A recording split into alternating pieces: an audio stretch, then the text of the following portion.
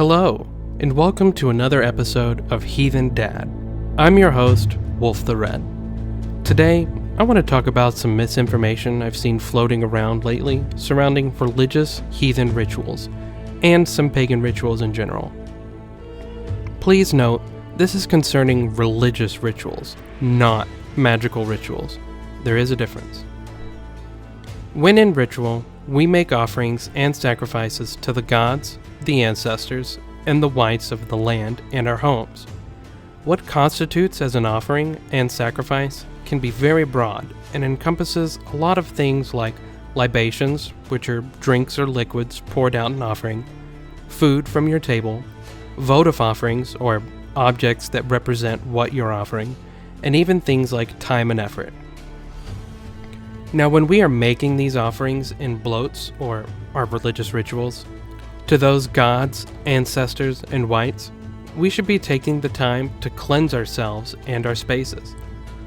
Historically, pagans likely did this every time in both private and group situations. And it's well known that the Norse were exceptionally clean people given the time. Cultures surrounding the Norse peoples remarked on it pretty regularly, and we have many sources for daily bathing and hair care. Some other cultures only had weekly or even monthly baths. Based on how much they stressed physical hygiene, it would be reasonable to conclude that they were also concerned with spiritual hygiene. This is where the concept of miasma comes into play. It's worth noting we don't have a direct source for the Norse on miasma, and it certainly wouldn't have been called miasma anywhere other than Greece. But there are ample signs that the concepts of cleanliness before the gods permeates Indo-European religions as an underlying thread. So if we learn from those other pagan faiths that have a fully fleshed out system that actually was recorded, it can help us understand the hints of it we see in faiths with systems less written about. My good friend Eliakai did a full video on miasma, and you should definitely check it out. The link is in the description and our card. But, to summarize, it was a type of naturally occurring spiritual sweat that would make us unfit for ritual, and our offerings to the gods done while unclean could be ignored or seen as disrespectful. But what I want to focus on today is what we don't consider to be valid sacrifices in ritual. Blood, specifically human blood. I know, edgy, right? Sometime in the 80s and 90s, uneducated people started harming themselves and bleeding during ritual. It's most likely feeding a stereotype that Christians fear our rituals are really like, but it's become such a common misconception even among other leaders in some communities. I think it's time to address this. Historically speaking, offerings and sacrifices are pretty much two words for the same thing. Offering is of Latin origin, and then the Norman conquest took place and the word sacrifice was introduced. Both words mean to make holy and to give up. There is no real difference, and it's a fluke of history that we have two words for the same concept. Generally speaking, when someone has a sacrifice, it is intended to be given up completely. If you are offering food, you are giving that food up and not partaking in it. If you are offering a sword or axe, you are rendering that weapon unusable and burying it or tossing it into the river. When I hear of someone say they made an offering of, say, their ring to the gods, but then continue to wear the ring, that would not fall under the actions of an offering. However, one could say they are using the ring as a reminder to take time and focus on the gods for a few minutes every time the ring is noticed. And then the offering would be the time dedicated. Generally, not the ring itself. Now, let's get to the heart of the issue I've been noticing. Is blood an acceptable form of sacrifice? Absolutely not. And for a few reasons. Here, let me explain why. Remember that miasma we spoke of earlier?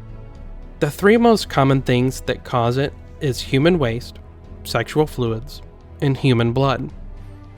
They are interchangeable with how detrimental they are to religious ritual spaces, be it private or group. Think of it like this. You wouldn't soil yourself and stand there in your own filth like a baby and then invoke the gods, would you? You wouldn't partake in adult activities and then finish all over your clothes and hair and then immediately attend a group ritual and hail the gods. So you shouldn't be causing yourself to bleed during ritual either. Our ancestors knew this even then. Another reason. Let's go back to what makes a sacrifice. Giving something up, right? Spilling blood isn't giving anything up, especially your own. Even animal blood isn't considered a sacrifice. When our ancestors offered up an animal to the gods, they were not offering up the blood. They didn't make little cuts on the cow or goat and then call it a sacrifice. They killed it. And then they used it for food and other materials. Some people would incorrectly see this as not being an offering because they are partaking in the animal, but that's not the case. People think that because they are stuck in a modern worldview of going to the grocery store and buying the meat. But our ancestors were farmers, and modern farmers will be able to empathize with this the most. See, the sacrifice comes from the potential of the animal's future. That cow or goat has the great potential to create many more cows and goats. By sacrificing it, you're not losing just that animal. You're losing all the other animals that it was going to provide you with. That's what the gods recognize, not the blood. So they don't see you cutting your fingertips as anything other than blasphemous and miasmic. You're just bleeding all over your sacred space with your bodily filth.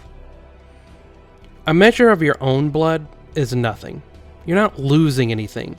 Your body will just replace it pretty quickly, and you have just opened yourself up for no reason and tainted what is supposed to be a sacred ritual space.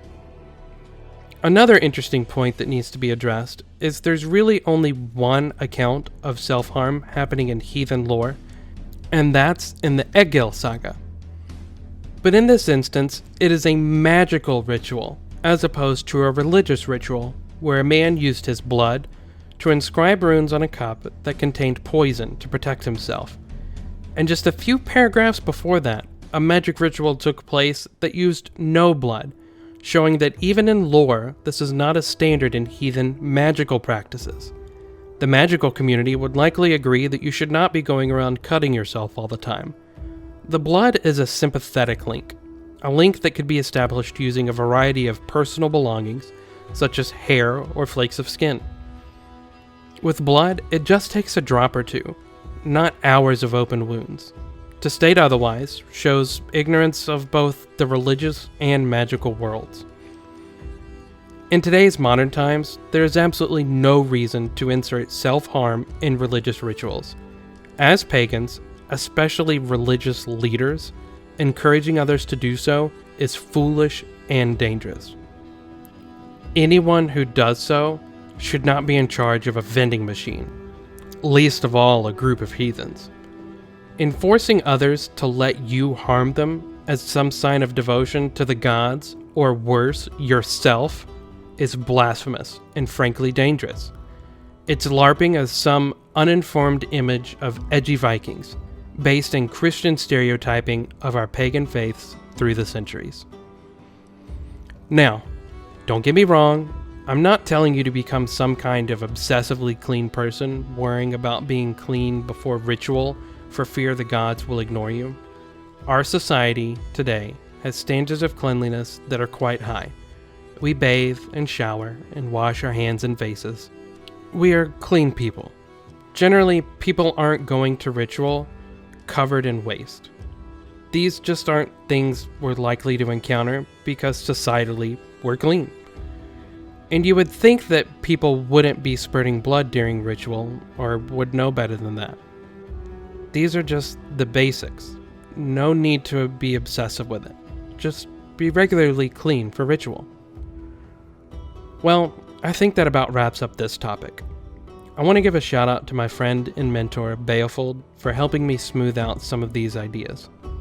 Also, be sure to check out Ocean Keltoy's channel, where he and I have started a new series together called Omnipotent Beard, where we discuss the heathen faith in a longer format, and sometimes we'll be interviewing guests from the community.